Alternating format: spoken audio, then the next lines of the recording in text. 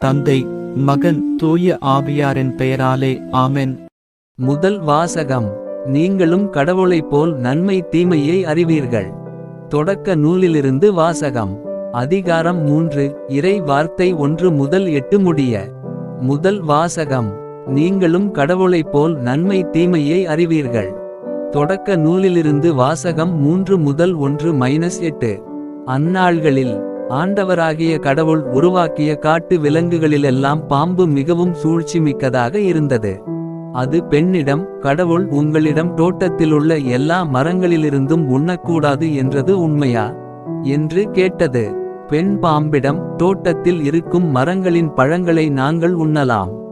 ஆனால் தோட்டத்தின் நடுவில் உள்ள மரத்தின் கனியை மட்டும் நீங்கள் உண்ணக்கூடாது, அதை தொடவும் கூடாது, மீறினால் நீங்கள் சாவீர்கள் என்று கடவுள் சொன்னார் என்றாள். பாம்பு பெண்ணிடம், நீங்கள் சாகவே மாட்டீர்கள், ஏனெனில் நீங்கள் அதிலிருந்து உண்ணும் நாளில் உங்கள் கண்கள் திறக்கப்படும். நீங்கள் கடவுளைப் போல் நன்மை தீமையை அறிவீர்கள் என்பது கடவுளுக்கு தெரியும் என்றது. அந்த மரம் உண்பதற்கு சுவையானதாகவும் கண்களுக்கு களிப்பூட்டுவதாகவும் அறிவு பெறுவதற்கு விரும்பத்தக்கதாகவும் இருந்ததைக் கண்டு பெண் அதன் பழத்தை பறித்து உண்டாள். அதை தன்னுடன் இருந்த தன் கணவனுக்கும் கொடுத்தாள். அவனும் உண்டான். அப்பொழுது அவர்கள் இருவரின் கண்களும் திறக்கப்பட்டன, அவர்கள் தாங்கள் ஆடையின்றி இருப்பதை அறிந்தனர். ஆகவே அத்தி இலைகளை தைத்து தங்களுக்கு ஆடைகளை செய்து கொண்டனர். மென்காற்று வீசிய பொழுதினிலே தோட்டத்தில் ஆண்டவராகிய கடவுள் உலவிக் கொண்டிருந்த ஓசை கேட்டு மனிதனும் அவன் மனைவியும் ஆண்டவராகிய கடவுளின் திருமுன்னிருந்து விலகி தோட்டத்தின் மரங்களுக்கு இடையே ஒளிந்து கொண்டனர். இது ஆண்டவரின் அருள்வாக்கு. பதிலுரை பாடல். பல்லவி. எவரது குற்றம் மன்னிக்கப்பட்டதோ அவர் பேறு பெற்றவர். எவரது குற்றம் மன்னிக்கப்பட்டதோ, எவரது பாவம் மறைக்கப்பட்டதோ அவர் பேறு பெற்றவர். ஆண்டவர் எந்த மனிதரின் தீச்செயலை எண்ணவில்லையோ, எவரது மனத்தில் வஞ்சம் இல்லையோ அவர் பேறு பெற்றவர். பல்லவி. எவரது குற்றம் மன்னிக்கப்பட்டதோ அவர் பேறு பெற்றவர். என் பாவத்தை உம்மிடம் அறிக்கையிட்டேன், என் தீச்செயலை நான் மறைத்ததில்லை, ஆண்டவரிடம் என் குற்றங்களை ஒப்புக்கொள்வேன் என்று சொன்னேன். நீரும் என் நெறிகேட்டையும் பாவத்தையும் போக்கினீர். பல்லவி. எவரது குற்றம் மன்னிக்கப்பட்டதோ அவர் பேறு பெற்றவர். ஆகவே துன்ப வேளையில் அன்பர் அனைவரும் உம்மை நோக்கி மன்றாடுவர். பெருவெள்ளம் பாய்ந்து வந்தாலும் அவர்களை அது அணுகாது. பல்லவி. எவரது குற்றம் மன்னிக்கப்பட்டதோ அவர் பேறு பெற்றவர். நீரே எனக்கு புகலிடம், இன்னலினின்று என்னை நீர் பாதுகாக்கின்றீர்.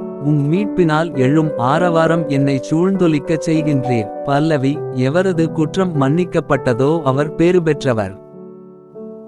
நற்செய்திக்கு முன் வாழ்த்தொலி. அல்லேலுயா, அல்லேலுயா.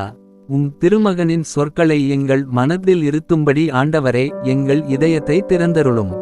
அல்லேலுயா. நற்செய்தி வாசகம். காது கேளாதோர் கேட்கவும், பேச்சற்றோர் பேசவும் ஆண்டவர் செய்கிறார். மார்க்கு எழுதிய தூய நற்செய்தியிலிருந்து வாசகம். அதிகாரம் 7. இறை வார்த்தை 31 முதல் 37 வரை. இயேசு தீர் பகுதியை விட்டு சீதோன் வழியாகச் சென்று தெக்கப்பொலி பகுதி நடுவே வந்து கலிலேய கடலை அடைந்தார். காது கேளாதவரும் திக்கிப் பேசுபவருமான ஒருவரைச் சிலர் அவரிடம் கொண்டு வந்து அவர் மீது கை வைத்து குணமாக்குமாறு அவரை வேண்டிக் கொண்டனர். இயேசு அவரை கூட்டத்திலிருந்து தனியே அழைத்துச் சென்று தம் விரல்களை அவர் காதுகளில் இட்டு உமிழ் நீரால் அவர் நாவை தொட்டார். பிறகு வானத்தை அண்ணாந்து பார்த்து பெருமூச்சு விட்டு அவரை நோக்கி எப்பத்தா, அதாவது திறக்கப்படு என்றார்.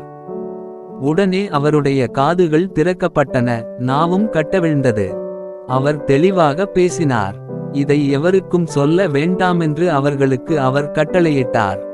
அவரது கட்டளைக்கு நேர்மாறாக இன்னும் மிகுதியாய் அவர்கள் அதை அறிவித்து வந்தார்கள். அவர்கள் அளவு கடந்த வியப்பில் ஆழ்ந்தவர்களாய், இவர் எத்துணை நன்றாக யாவற்றையும் செய்து வருகிறார். காது கேளாதோர் கேட்கவும் பேச்சற்றோர் பேசவும் செய்கிறாரே என்று பேசிக்கொண்டார்கள். இது ஆண்டவரின் அருள்வாக்கு. உங்களுடைய பிரார்த்தனைகளையும் வேண்டுதல்களையும் நாளைய திருப்பலியில் ஒப்பு கொடுக்க விரும்புவோர் கீழ்காணும் மெயில் ஐடிக்கு உங்கள் வேண்டுதல்களை அனுப்பவும் அல்லது வீடியோவின் கீழ் கமெண்ட் செய்யவும். பிதா சுதன் பரிசுத்த ஆவியின் பெயராலே ஆமென். தின பிரார்த்தனைகளுக்காக லைக், சப்ஸ்கிரைப் மற்றும் பெல் ஐகானை கிளிக் செய்யவும்.